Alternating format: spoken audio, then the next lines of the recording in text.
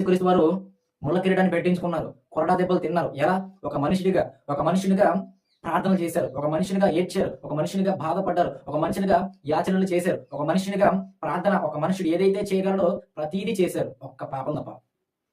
ఒక మనుషుడు ఒక పని చేస్తాడు. ఆ పని కూడా చేశాడు. ఆయన వడ్లవాని కుమారుడైన యేసుక్రీస్తు వారు పని చేశారు. ప్రార్థనలు చేశారు. ఆకలిగా ఉన్నారు. అలసిపోయారు. నిద్రపోయారు.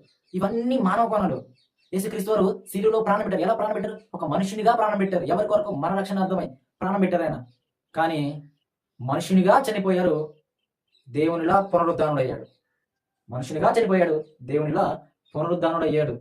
యేసుక్రీస్తు వారు పునరుద్ధానమును నేనే, నిత్య జీవాన్ని నేనే. యేసుక్రీస్తు వారు ఎవరంట? పునరుద్ధానము నేనే, నిత్య జీవాన్ని నేనే. నేనే మార్గం, నేనే సత్యం, నేనే జీవం. ఎంత డైరెక్ట్ స్టేట్మెంట్ ఇస్తున్నారు యేసుక్రీస్తు వారు. అది దైవ కోణం. యేసుక్రీస్తు వారు మాట్లాడే విషయం మనం అర్థం చేసుకోవాలి. ఆయన శరీరంగా ఉండి ఏం మాట్లాడుతున్నారు, ఆయన అధికారంతో ఉండి ఏం మాట్లాడుతున్నారు, ఆయన విధేయత చూపించి మాట్లాడుతున్నారు, తండ్రికి విధేయత చూపిస్తున్నారు. ఆయన శరీరాలు ధరించుకొని తనను తానే రిక్తులుగా చేసుకున్నారు. మన రక్షణార్థమై ఆయన తనను తానే తగ్గించుకున్నారు. యేసుక్రీస్తు వారు ఆయన దేవుడిగా మాట్లాడతారు, ఆయన మనుషునిగాను మాట్లాడతారు. ఒకటి దైవ కోణం, మరొకటి మానవ కోణం. ఆయన సంపూర్ణ దేవుడు, సంపూర్ణ మానవుడు.